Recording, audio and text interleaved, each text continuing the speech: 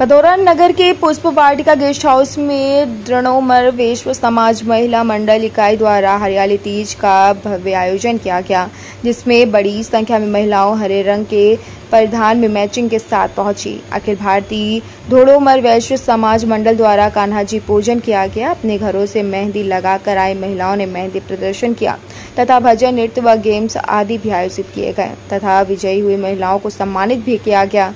महिला मंडल अध्यक्ष किरण गुप्ता एक पौधा देकर उन्हें सम्मानित किया।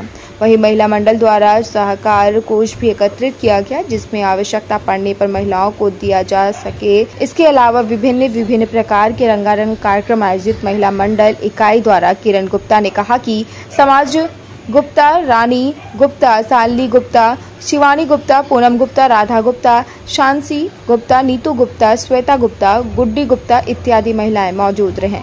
टुडे इंडिया लाइव न्यूज से अमित गुप्ता की खास रिपोर्ट।